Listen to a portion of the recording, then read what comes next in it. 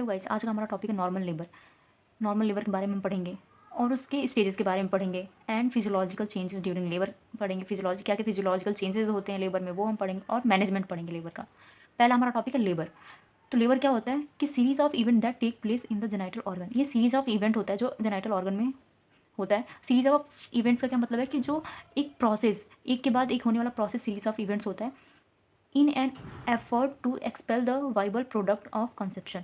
और ये क्यों होता है कि ये एक एफर्ट लगाने के लिए सीरीज ऑफ इवेंट्स एक के बाद होते रहते हैं कि एक्सपेल मतलब बाहर निकालने के लिए प्रोडक्ट ऑफ कंसेप्शन, जो कंसेप्शन का प्रोडक्ट है उसको बाहर निकालने के लिए ये मूवमेंट्स होते हैं।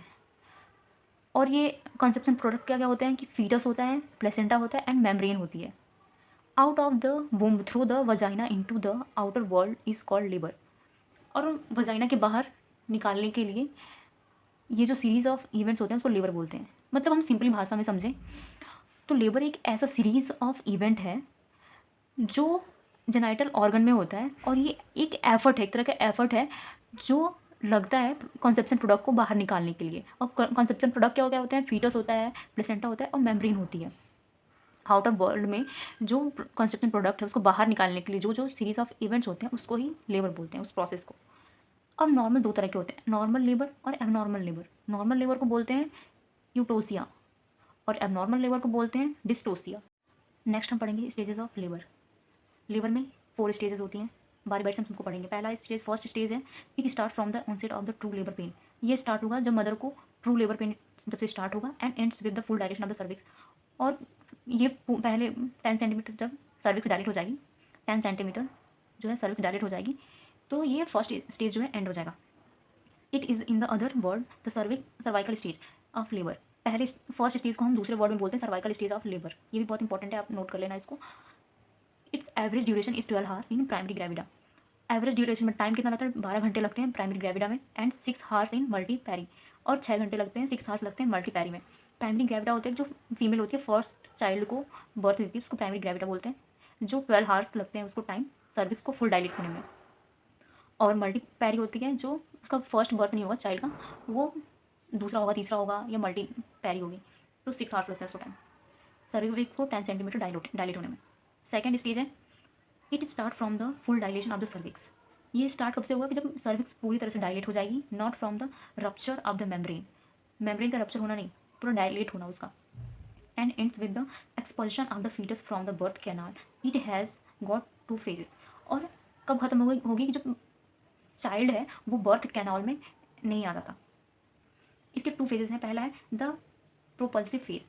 इसमें क्या होता है? Start from full dilation up to the descent of the presenting part of the pelvic floor.